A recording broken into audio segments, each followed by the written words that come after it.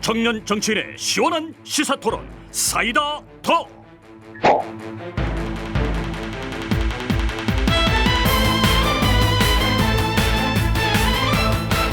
청년 정치인들과 정치권 이슈를 속 시원하게 이야기해보는 시간입니다. 사이다 톡. 돌아가면서 각자 인사부터 해주세요. 예, 민심과 함께하겠습니다. 민심동행의 신인규입니다. 반갑습니다. 네, 안녕하세요. 국민의힘 전 최고위원 김용태입니다.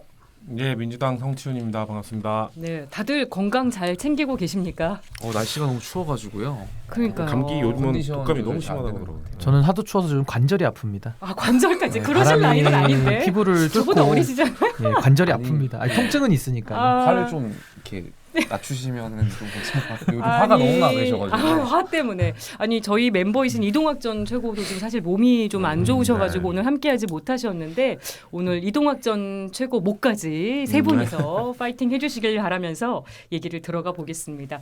오늘도 국민의힘 얘기부터 해봐야겠습니다. 오늘 오후에 이제 비대위원장 인선을 위한 국회의원과 당협위원장 연석회의가 열렸는데 결론을 내리진 못했어요. 많은 분들이 주목을 했는데요. 비대위원장으로 지금 유력하게 거론되는 한동훈 법무부 장관, 오늘 연석회의 전에 단독 기사가 나왔는데 보니까 당원과 지지자들이 바라지 않는다면 비대위원장을 맡을 이유가 없고 향후 국민의힘에 입당할 이유도 없다, 이런 말을 했다고 합니다. 이런 발언이 왜 나왔을까? 어떤 의미가 있을까? 코멘트 들어보고 싶은데요. 저는 이 상황을 좀 비현실적이다라고 저는 보고 있는데. 왜요? 계속 얘기가 나왔잖아요. 아니요, 그러니까 그 지금 당이 위기라는 거 아닙니까? 근데 그 위기를 초래한 당사자는 윤석열 대통령이라는 것이 거의 중론입니다. 근데 한동훈 장관은 윤석열 대통령의 특검팀 검사팀의 이제 후배 내지는 검사 동일체가 거의 유력시 될 만큼 거의 하나로 지금 보여지는 상황이거든요. 그렇다면 비상을 초래한 사람이 와서 당을 맡는다. 그러니까 비상대책위원회인데 비상귀책위원회를 지금 만드는 거거든요. 그래서 저는 이게 한동훈 장관이 오는 것이 과연 바람직한가에 대한 근본적인 의문이 있고요. 또 하나는 당원과 지지자들이 바라지 않는다면 맡을 이유가 없다, 이렇게 이야기를 하는데 당원과 지지자들이 원하는지 안 원하는지를 누가 판단합니까? 결국 본인이 판단하는 거거든요. 그럼 자기가 오겠다 안 가겠다라는 것을 입장을 밝히면 되는데 마치 지지자들이 원하니까 내가 가주는 것 같은 그런 모양새를 잡기 위한 이건 발언이거든요. 네. 그래서 저는 뭐 속이 뻔히 보인다, 저는 그렇게 생각합니다. 실제로 올 가능성 어떻게 보세요? 아니, 무조건 올 것 같습니다, 제가 볼 때는. 이런 이유에도 불구하고. 그러니까 그 멘트 자체가, 그러니까 그 정치인의 발언이 되게 중요한데 그 발언이 일단 저 오는 것 자체도 부적절하다라고 봅니다만은 당원과 국민들이 원해서 오는 것 같은 모양새를 잡아서 오려고 하는 본인의 욕망을 당원과 지지자들에게 핑계를 대서 오는 듯한 이런 모양을 잡는 것이 조금은 그 정정당당해 보이지는 못한다, 저는 그렇게 봅니다. 곰곰이 생각에 잠기신 것 같은 김용태 전 최고는 어떤 입장이신가요? 오늘 이 장관 측 메시지는 저는 굉장히 정치적인 메시지였다고 생각해요. 결과적으로 지금 상황에서 비대위가 출범하는 것이 굉장히 어려운 상황이고 네. 당 앞에 놓인 상황들이 지금 쉬운 상황들이 아니기 때문에 한동훈 장관이 오더라도 뭔가 추대하고 뭔가 당원들이 일치해서 오게끔 만들어 달라는 그런 신호를 보낸 거라고 저는 생각되고요. 어쨌든 한동훈 장관을 좋아하는 많은 당내 당원분들과 지지자분들이 계시겠지만 그분들조차도 지금 사실 우려하는 상황은 있어요. 왜냐하면 한동훈 장관을 지금 이렇게 쓰는 것이 과연 맞는 것이냐. 네. 그리고 지금 과연 오시면 이제 결과적으로 특검 문제라든지 뭐 박정훈 대령건이라든지 여러 가지 어려운 여기 현안들이 어려운 있죠. 현안들에 대해서 비대위원장으로서 목소리를 내야 되는데 과연 잘 낼 수 있을 것이냐. 거기에 대한 우려들이 많기 때문에 저는 만약에 한동훈 장관이 비대위원장을 온다고 하더라도 여기에 대한 본인만의 확고한 생각 그리고 어떤 국민의 그런 뜻을 잘 전달할 그 각오가 되어 있지 않는다면 다시 한번 생각해 보실 필요가 있다라고 생각되고요. 그러니까 여기에 대한 명확한 입장을 가지고 오실 때 오더라도 그런 바람이 좀 있습니다. 전 그거 여쭤보고 싶어요. 사실 지난주까지만 해도 여러 명의 이름이 후보로 거론이 됐었는데 주말에 갑자기 급부상하면서 한동훈 장관으로 압축이 된 거는 이게 혹시 윤심이나 용산의 의중이 작용한 거 아니냐는 얘기가 계속 옆에서도 해주셨거든요. 없다고 하진 없다라고 할 수는 없을 것 같아요. 왜냐하면은 현실 정치에서 어쨌든 대통령 제고 여당이기 때문에 아무래도 그런 여당의 주류의 생각들이 공천을 앞두고 있는 상황에서 그런 메커니즘상 좀 많은 당내 의원들이나 당협위원장들의 영향을 끼칠 수 있는 구조여서 없다고는 하지 못할 것 같습니다. 네, 한동훈 비대위원장 카드 민주당에서는 어떻게 보십니까? 그 메시지가 그 당원과 지지자들이 바라지 않는다면 거기가 핵심인 것 같은데요. 그러니까 의원총회에서 의원들이 아무리 나를 반대해도 당원과 지지자들이 나를 바라기 때문에 나는 하겠다라는 선언으로 저는 들었고요. 오히려 네. 바라고 있다는 뜻으로 읽으셨군요. 그렇죠. 네, 그러니까 지금 사실 비대위원장을 맡지 않더라도 혹시 뭐 선대위원장을 맡든 뭘 맡든 어쨌거나 내년 총선에서 국민의힘의 간판은 한동훈 장관입니다. 그러니까 지금 현재 권력인 대통령의 지지율이 이렇게 30% 박스권에서 갇힌 채로 올라가지도 못하고 뭐 더 내려가지도 않는 어중간한 상태에 있는 상황에서 국민의힘은 선거를 치를 수가 없거든요. 그러면은 어쩔 수 없이 미래 권력, 차기 보수 대권 후보 지지율 1위인 한동훈 장관을 간판으로 내세워서 선거를 치를 수밖에 없고요. 예. 그렇기 때문에 지금 현역 의원들이 뭐 얘기를 하는 거는 뭐 영남원밖에 없잖아요. 영남원들은 결국 원하는 건 예측 가능성입니다. 본인들에 네. 대한 공천의 안정성을 담보할 수 있는 사람이냐. 그래서 김기현 대표를 원했던 건데 지금 한동훈 비대위원장이 만약에 오면 그 예측 가능성이 담보가 안 되는 거죠. 그렇기 때문에 가장 어떻게 보면 칼자루를 쥐고 항상 그 소문으로만 떠돌던 검찰 공천을 위해서 그 현역 의원들을 많이 쳐낼 것이다. 예. 김기현까지 지금 물러나게 했는데 우리 뭐 현역 영남 의원들 당연히 지금 벌벌 떨고 있습니다. 그렇기 때문에 무슨 뭐 정치력이 없다, 경험이 없다 이런 다 핑계고요. 결국 자신들의 공천. 근데 수도권 의원들, 수도권 원외 당협위원장들이 원하고 있는 이유는 그 사람들은 이제 간판이 필요하거든요. 그러니까 지금 대통령 간판으로 선거를 못 치르기 때문에 수도권에서는 오히려 원하는데 그쵸, 영남 의원들은 뭐, 불안할 것이다. 뭐 김병민 최고나 그런 분들 얘기하는 거 보면 수도권에 뭐 우리 멤버인 도나스도 예. 얘기했던 게 결국 원하고 있거든요. 그러니까 수도권에서는 좀 그런 변화, 간판, 새로운 간판, 윤석열 대통령 간판을 못하기 때문에 예. 그런 거 원하고 있는 건데, 근데 전 뭐 한동훈 장관이 무슨 역할을 맡건 누가 비대위원장을 하건 결국 비대위원장의 그 성패는 김건희 특검법, 김건희 리스크를 어떻게 얘기할 수 있는가. 네. 지금 앵커께 말씀하신 저번 주에 거론된 10명, 10여 명 아무도 그거에 대해서 토를 할 수 있는 사람이 사실 단 한 명도 없거든요. 네. 전 오히려 쇼를 기획을 하든 뭘 하든 뭔가 뭐 약속 대련을 하든 뭔가 짜여진 각본에 의해서 뭐라도 말할 수 있는 건 한동훈 장관밖에 없어요. 말을 할 수 있을 거라고 보세요. 만약에 안 하면 비대위는 실패하겠죠.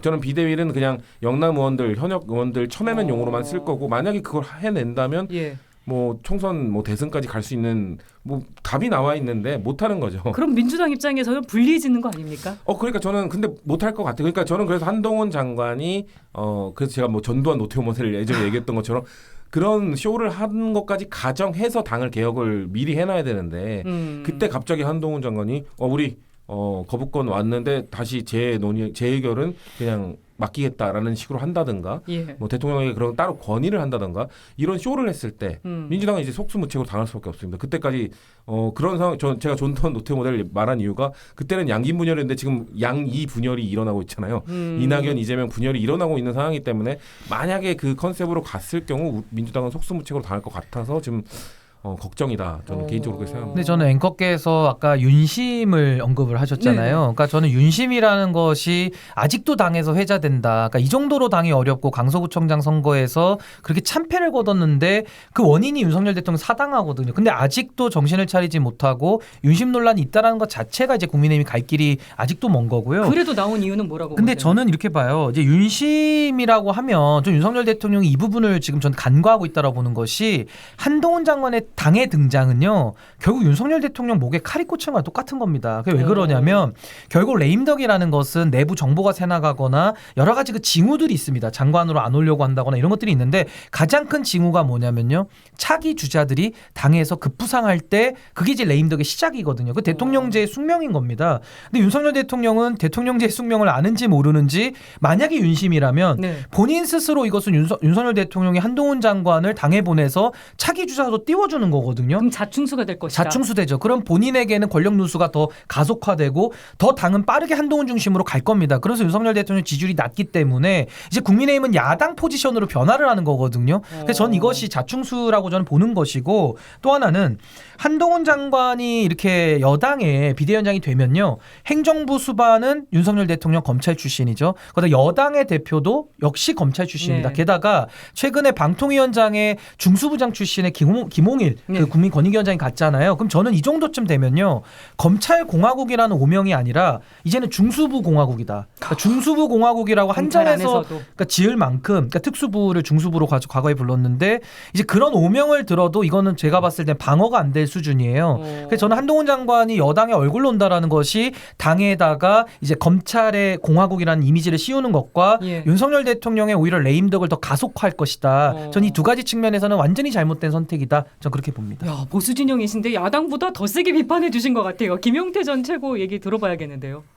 어떤 것을 말씀드릴까요? 그 중수부 공화국이라고 검찰 공화국 중수부장 출신들이 너무 많은 건 자충수라고 사실입니다. 대통령의 아니, 자충수 근데 어떻게 생각하십니까? 그거는 좀 지켜봐야 될 문제잖아요. 결과적으로 이제 우려를 좀 표현하시는 것 같은데 장관직을 수행할 때와 비대위원장직을 수행할 때 분명히 다를 거거든요. 예. 그러면 이제 비대위원장을 만약 오시게 돼서 시작을 하면 1월달에 결국엔 당 지지율에 대한 성적표가 나올 거고 만약 이걸 끌어올리지 못한다면 여기에 대해서도 비대위원장으로서 여러 가지 이제 또 어떤 책임론이 또 부상할 수 있고 총선 전에 그러니까 네. 굉장히 이게 독배가 될지 성배가 될지는 한동훈 장관도 아까 제가 말씀드렸던 그 특검이라든지 뭐 여러 가지 복잡한 정치 현안에 대한 어떤 국민들의 목소리를 잘 전달할 수 있는 그런 의지가 있을 때 수락해야지 당도 살고 또 한동훈 장관도 살고 또 대통령 정권도 살 수 있는 길이기 때문에 여기에 대한 입장을 좀 명확히 해가지고 오시게 된다면 오셨으면 좋겠고 네. 그렇잖아요. 저희가 총선 만약에 실패하면 비대위부터 사퇴해야 돼요. 네, 비대위원장부터. 그렇죠. 그러면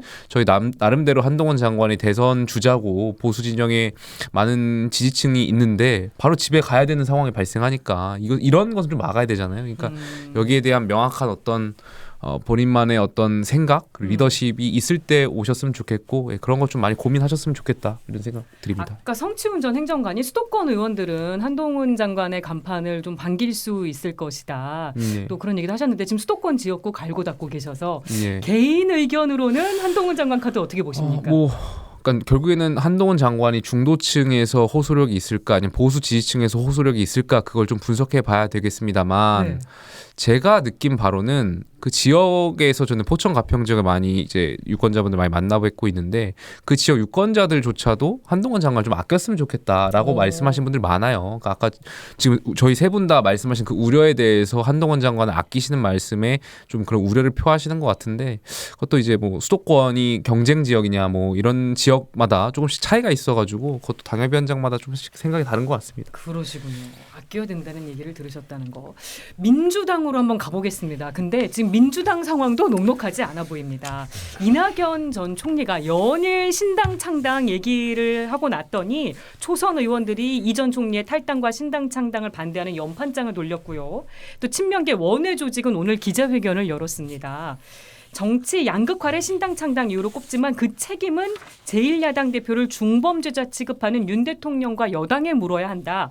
명분 없는 창당은 헛된 정치적 욕망이다. 이낙연 전 총리를 직격했는데 민주당 상황, 민주당 얘기부터 먼저 들어볼까요? 네, 일단 이낙연 전 대표께서 말씀하신 그 새로운 메뉴를 제공해야 된다 국민들께 기본적으로 동의하지 않습니다. 왜냐하면은 그런 새로운 가치를 무엇을 내세우는지는 모르겠어요. 그러니까 지금 메뉴판에 뭐 짜장면, 짬뽕 2개 있는데 이낙연 신당이라는 메뉴판이 들어가면 전 짜장면, 짬뽕이라고 생각하거든요. 그러니까 새로운 메뉴가 아니거든요. 근데 그래서 이낙연 전 대표께서 지금 말씀하시는 거는 원조 논쟁 정도 하겠다. 예. 우리 짜장이 원조 짜장이다라는 정도의 논쟁을 하는 것이지 새로운 메뉴가 아니거든요. 국민들한테 속으려도 없을 그렇기 것이다. 때문에 별로 지금 모르겠습니다. 계속해서 지금 새로 뭔가 뭐 말씀하실지 모르겠으나 지금까지 들어봤을 때는 이낙연 전 대표께서 말씀하시는 새로운 가치란 게 무엇인지 아직 모르겠다.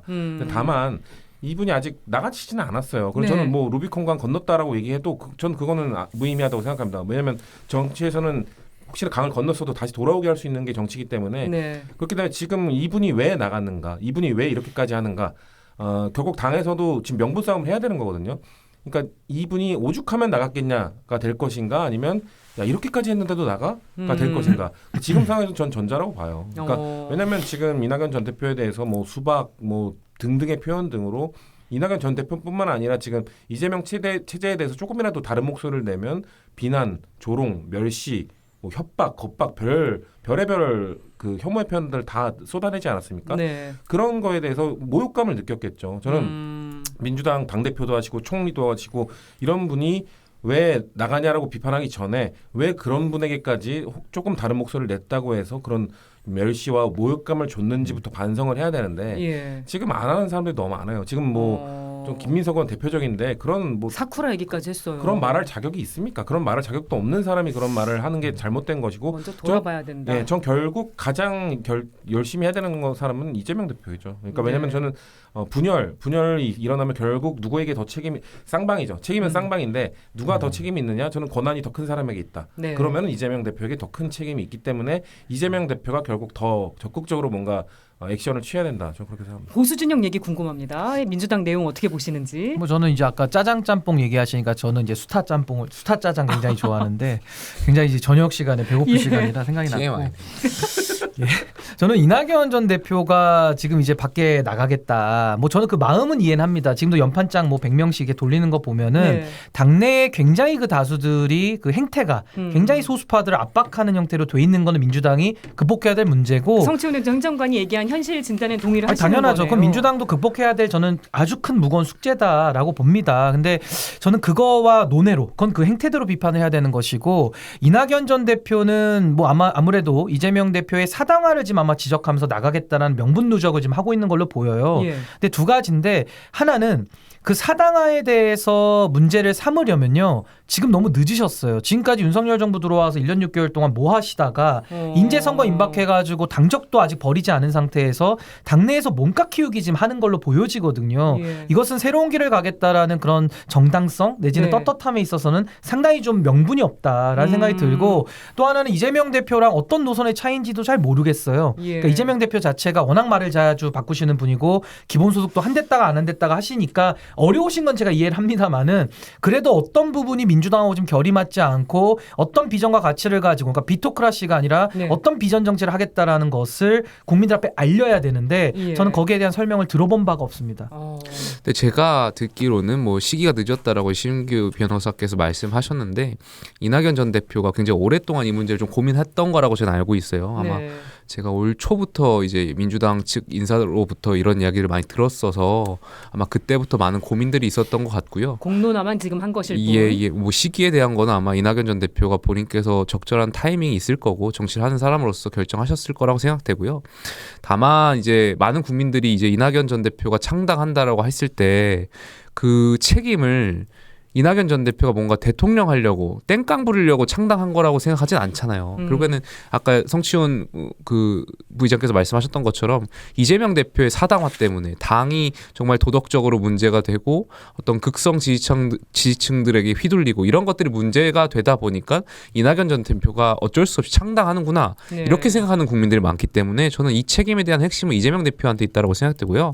이재명 대표가 지금이라도 예. 여기에 대해서 반성하고 뭐 그런 메시지를 낸다면 그러니까 핵심은 이재명 대표한테 달려있다 이런 말씀 드리고 싶습니다. 네, 지금 민주당 상황에 대해서 보수 진영 의견 방금 들어봤는데 그럼 김용태 전 최고께 이어서 질문 드리고 싶어요. 이재명 대표의 책임이 있다고 하셨는데 이재명 대표가 어떻게 해야 된다고 보십니까?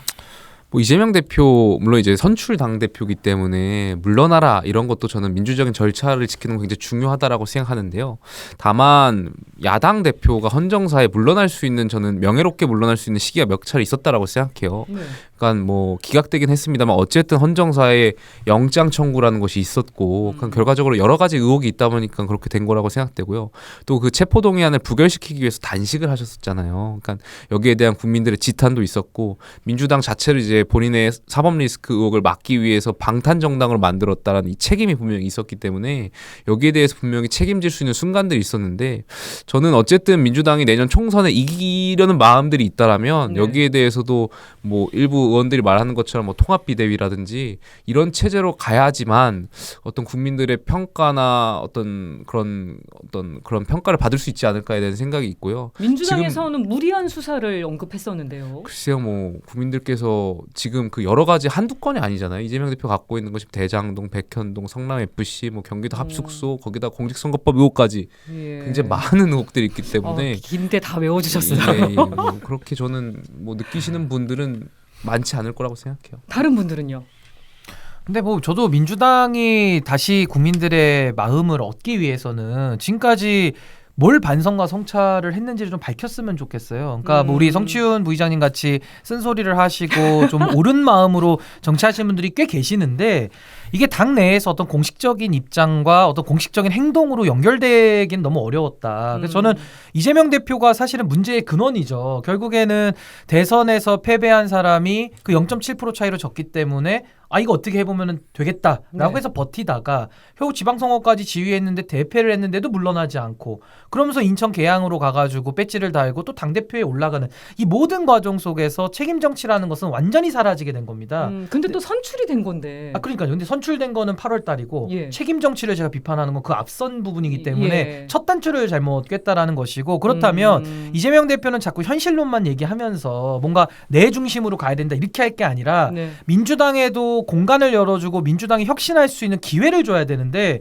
본인이 딱 틀어지고 이걸 해보겠다라고 하니까 자꾸 꼬여 들어가는 거거든요. 네. 그래서 저는 그 반성과 성찰이 뭐 민주당이 뭐 전체주의적인 경향이나 뭐 여러 가지 좀 많은데 그 중에 뭘 반성해야 되는지를 좀 먼저 들여다봐야 된다. 근데 네. 민주당은 항상 윤석열 대통령의 흠이 너무 많다 보니까 그것만 보면서 자신들의 흠은 이야기하지 않아요. 그럼 국민들의 뇌리 속에는 야 저쪽도 참 뻔뻔하다 이렇게 보일 수밖에 없는 거거든요. 그럼 김용태 전 최고 말씀대로 민주당도 비대위로 가야 된다. 저는 뭐 비대위로 이제 지금 가는 것도 참 이제 만시지탄이고 늦은 건데 그래도 만약에 지금이라도 국민들의 뜻을 좀 쫓겠다는 의지가 있다라면은 전 이재명 대표가 국민들의 요구에 대해서 좀 응답해야 될 책임이 있다. 근데 안 하실 것 같아요. 저는. 아니, 짧게 말씀드리면 늦었다라고 생각하지 않아요. 그러니까 총선 임박해서 1월달, 2월달에 비대위를 출범시킨 경우가 역사적으로 많기 때문에 예. 시점 늦지 않았습니다.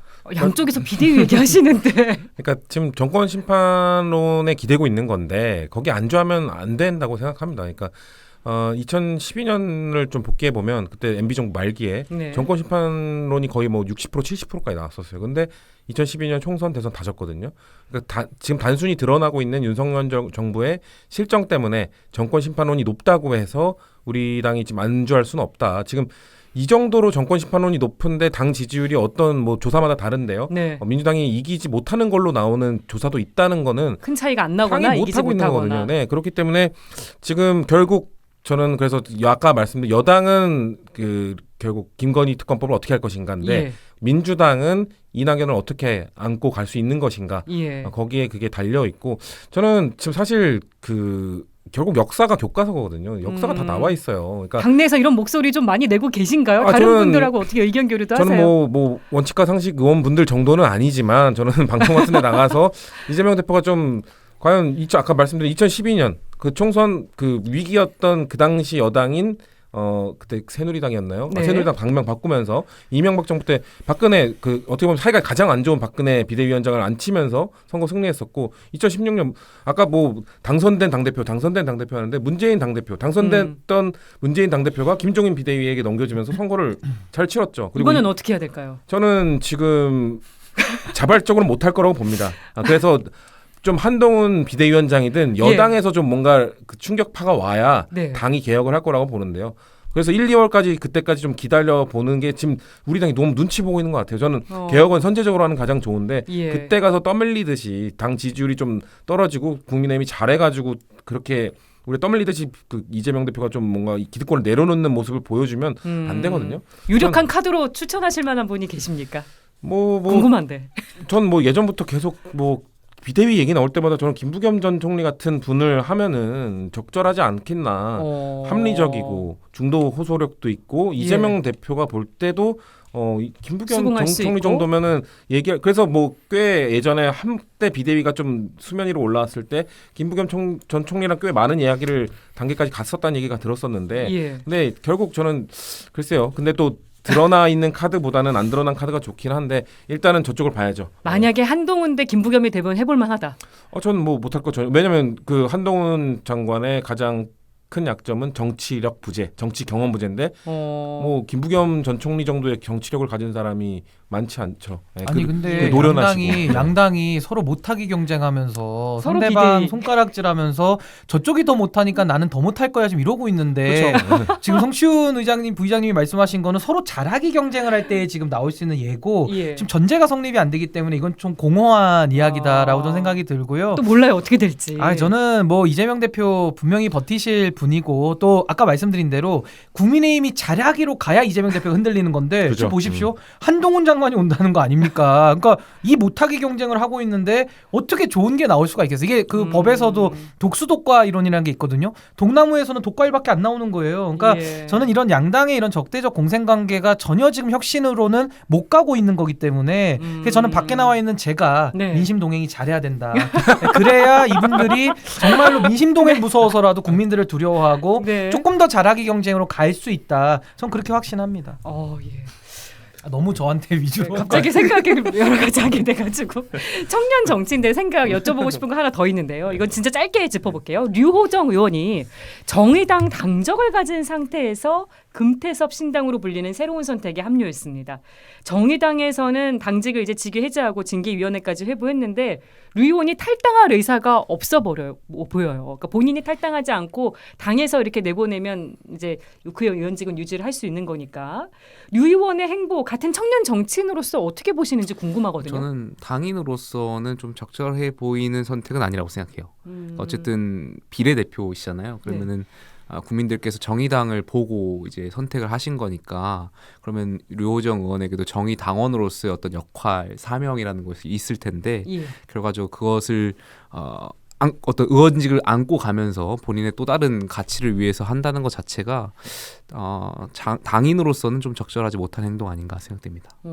저는 뭐 한마디로 표현하라면 이거 전혀 안 새롭고요. 저는 제가 볼 때는 거의 정의당과 국민들에게는 매우 해로운 저는 선택이다라고 저는 보는 것이고 아마 본인은 괴로울 거예요. 괴로운 선택이겠지만은 저는 류호정 의원이 라임이 그 본인에게 부여된 헌법기관으로서의 책임 이것이 결국에는 정의당을 통해서 비례대표로 그것이 얻은 것인데 근데 본인이 그 고민을 안 하진 않았을 아니, 그러니까 거예요. 이제 괴롭겠지만은 저는 네. 그래도 류호정 의원이 지금 새롭게 가보겠다 한다면은 전 이런 선택은 너무나도 옛날 문법이고 옛날 방식이다. 그러니까 나이만 젊다고 해가지고 새로운 방식을 꼭 하는 건 아니거든요. 반대로 연세 드셨다고 해가지고 꼭 고루한 방식 하는 건 또 아닙니다. 그래서 저는 류호정 의원이 정말 새롭게 나라를 바꿔보고 정치를 다시 하겠다는 의지로 저는 나온다고 진정성은 인정하는데 그러면 행동이 따라와야죠. 근데 정의당에서 배지를 달고 그 당을 지금 망쳤다라는 중론이 많은데 본인이 배지만큼은 포기하지 못하겠다.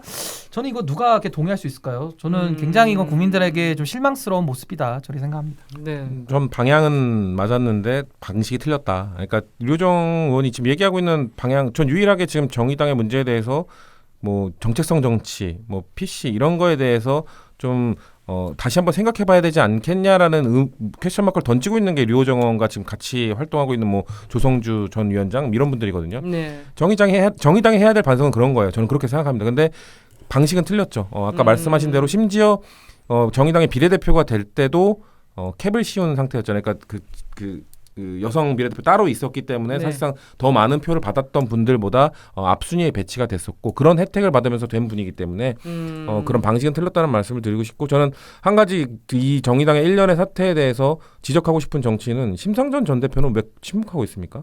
이 모든 책임은 사실상 심상전 전 대표에게 있는 겁니다. 근데 지금 왜 김준우 비대위원장이 사과를 하고 있는지 그거 보면서 아니 책임은 심상정 전 대표에게 있는데 맞지 않다. 왜 이거에 대해서 침묵하고 오히려 본인 지역구만 챙기고 계신지 전 그게 좀 의아했습니다. 네. 오늘 마지막 질문입니다. 윤석열 대통령이 이제 네덜란드 국빈 방문 마치고 돌아왔는데 오자마자 핀셋 원포인트 개각을 했습니다. 박문규 산업통상자원부 장관이 3개월 만에 장관에서 물러나서 이제 총선 출마로 가닥을 잡았다는 얘기가 나옵니다. 근데 이제 장관이 총선용 뭐 티켓이냐 뭐 이런 얘기도 나오고 있고 너무 빠른 교체 아니냐. 총선이 중요하지만 뭐 지금 좀 지적들이 나오고 있는 것 같아요. 보수 진영에서도. 요건 코멘트 해주실까요? 그 정치꾼은요 다음 선거를 생각하고 정치인은 미래를 생각한다는 말이 있거든요. 오로지 선거만을 생각하기 때문에 이런 행태를 보인다. 저는 이렇게 보고요. 박문규 장관 지금 3개월 하셨더라고요. 뭐 인턴 장관 아닙니까? 거의 뭐 수습 장관 내지는 인턴 장관이고 또 더 심각한 것은 김홍일 방통위원장도 6개월 만에 자리를 옮겼고요. 지금 장미란 차관도 5개월 만에 지금 그만두고 나오겠다라는 기사가 나오고 있어요. 그러면 장차관들이 다 인턴이고 수습제로 이런 식으로 한다 보면은 도대체 일은 누가 합니까? 이렇게 되면은 더 관료들의 장악력과 관료들의 해이함, 나태함이 더 심각해지는 거거든요. 그러니까 네. 정치 권력이 제대로 된 역할을 못 하면서 무슨 염치로 나와가지고 국민들의 선택을 지금 구하겠다는 겁니까? 전 이것은 장관들 그 경력 세탁용이기 때문에 완전히 이건 좀 근절돼야 될 전 행태다. 전 그렇게 봅니다. 저 여당에서는 어떻게 보세요? 아니 뭐 비판받을 소지가 있을 수 있죠. 그리고 저는 그 박명규 후보 이제 후보가 되실 텐데 본인께서 고사하시는 것이 더 맞지 않았나 이런 생각이 있는데 어쨌든 그런 선택을 하신 거에 좀 아쉬운 측면이 있고요. 그리고 한 가지 더 아쉬운 것은 우리가 수도권 선거가 어떤 후보의 그런 어떤 직책 장관이 왔다고 해서 뭔가 시민들 유권자들이 뽑고 하는 시대는 좀 지났다라고 보여져요. 그래도 수원에 연고가 있으니까 이제 수원 그러니까 출마설이 뭔가 장관이 왔다 거론되는데. 하면서 이렇게 세를 형성하고 이런 선거는 과거의 선거고 그리고 그런 것이 통하려면 정당 지지율이라든지 혹은 이제 국정 평가가 좀 긍정 평가가 상위권에 있어야 되는데 지금 상황 그렇지 못한 상황이고 그러니까 네. 어떤 후보 개인기로 돌파할 수 있는 상황이 아니기 때문에 어떤 당이 변화해야 된다, 당정 관계가 변화해야 된다는 이 근본적인 문제가 해결되지 않으면 장관 할아버지가 오신다고 해도 지금 수도권이 쉬운 선거가 아니라는 점을 좀 지도부가 당 지도부가 좀 알아셨으면 좋겠다라는 말씀드리고 싶습니다. 참고로 지금 수원에는요 윤석열 대통령이 나오셔도 안 돼요. 그러니까 경력 갖고는 안 되는 겁니다. 제가 볼 때는. 네. 물론 나오실 수는 없지만. 지금 보수 진영에서 이제 센 얘기들이 나왔고 민주당에서는 어떻게 보십니까? 일요일에 있었던 개각. 뭐 놀랍지는 않습니다. 윤석열 정부의 국정운영 방향이 뭐 원칙과 방향이 없는 국정운영을 너무 많이 봤기 때문에 새로운 한 페이지가 추가됐을 뿐이다라는 생각이 들고. 정말 이례적인 개각이었어요. 그렇죠. 그러니까 뭐 윤석열 정부 들어서 이 상식 수준에서 지켜지던 것들이 하나둘씩 안 지켜지고 있거든요. 이거 지금 전 이거에 대해서 3개월 만에 장관직을 물러나는 거에 대해서 어떤 걸로 지적을 하고 싶나? 그러면은 전 나경원 전 그 저출산 고령사회 부위원장 그때 그분이 당 대표를 나가겠다고 했을 때 그 윤석열 대통령실에서 비판했던 게 아니 어떻게 이 장관의 직을 맡으면서 3개월 만에 나가냐라고 하면서 눌러앉혔거든요. 똑같이 율로남불 시작된 거죠. 율로남불 시작된 지는 꽤 됐지만 율로남불이 한 페이지 더 추가됐다. 윤석열 정부가 원칙과 방향 없이 국정운영 하다 보니까 본인들이 지적했던 논리가 본인들을 공격하게 되는 이전 정부도 뭐 그런 거에 대해서는 비판을 따끔하게 받았었고 네. 심판도 받았는데 윤석열 정부도 똑같은 행태를 가고 있는 걸로 봤을 때 좀 국민들이 참 비참하겠다는 생각이 듭니다. 인사와 별도로 승산 가능성은 어떻게 보세요? 아까 김용태 전 최고는 장관 할아버지가 와도 힘들다고 걱정하셨거든요. 일단 스타 장관도 아니잖아요. 이름 다 아무도 모르는 장관이에요. 전직 장관이라면 이분이 장관이었어. 죄송한 말씀이지만 뭐라도 성과로도 냈으면은 뭐 하다못해 원희룡 장관처럼 뭐 노이즈 마케팅이라도 했으면 모르겠는데 그건 아무런 너무 짧았어. 아무런 것도 하지 않고 장관을 한들 무슨 의미가 있겠습니까? 네. 저는 승산 없다고 봅니다. 네, 마지막 그 사안에 대해서는 다들 조금 컨센서스가 조금은 있지 않으셨나 싶습니다. 오늘 사이다톡 여기까지 하겠습니다. 세 분 고맙습니다. 네, 감사합니다. 감사합니다.